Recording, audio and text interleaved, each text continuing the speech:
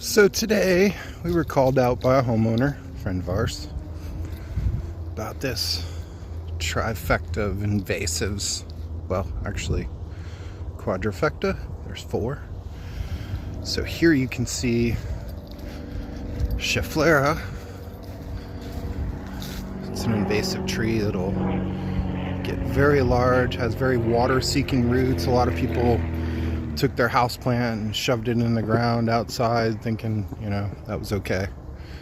And bingo, we got Schefflera everywhere. And then here is a Brazilian pepper. Of course, these are like everywhere. And then you've got the golden rain tree. And Carrotwood. These are like the 4 most obnoxious natives. I mean, there's worse and there's other bad ones, but these are especially bad. So we're gonna cut these out and paint the cuts with some herbicide because, that's the cheap way to do this without disrupting the soil and stimulating more seeds to sprout. There's the Schefflera gone. We'll show these in stages so you can see the transformation of this lovely sable palm. An important note would be to describe to you all how I do this. And for these particular species, I've in advance researched what herbicide works best. And in particular, concentrated glyphosate or triclopyr in undiluted commercial concentrate mix forms. So this is undiluted in terms of how it would be applied. Typically, straight concentrate of triclopyr. The specific brand is Brush Killer. And after we make the cut, it's really important to paint the herbicide on immediately so that the plant does not have an opportunity to seal up the wounds with sap and stop the herbicide from penetrating. So I just cut these down, and you want no real significant delay in between application of the herbicide and cutting. So you can also observe this particular homeowner has hired a tree crew to come in here and clear these out before.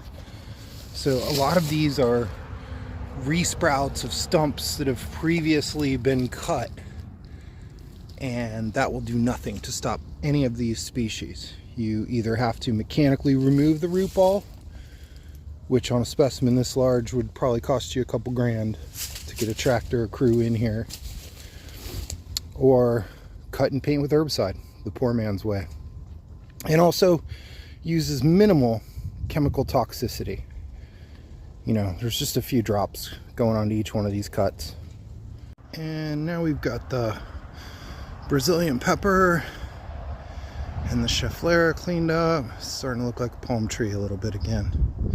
Still got the Carrotwood and the golden rain tree here. And then there's also a little golden rain tree sapling over here. Alright, so we're now about 40 minutes into this project. We've got all the Carrotwood out now, the Brazilian pepper, the Schefflera is all gone, and herbicided to make sure it does not come back. And we just have a golden rain tree left.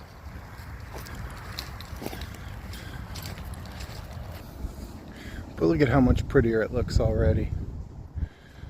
Now there's still some vines we removed some of that were starting to swallow the tree a little bit because I didn't recognize the species.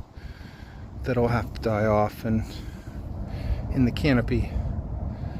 But golden rain tree is next. I think it's also important to note, depending on the species you're dealing with, right? They could have seeds on them, and you need to really take care not to disrupt or distribute those seeds in the seed bank during removal.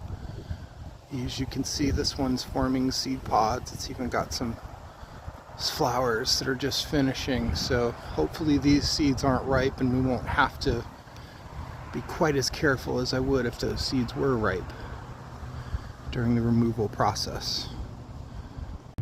And here we have the final product, the finished project. Isn't this sable palm lovely with all those invasives choking it out, cleared out of the way? Yep, and 4 less invasive species emitting seeds into the Florida habitat, spreading. You can't contain these.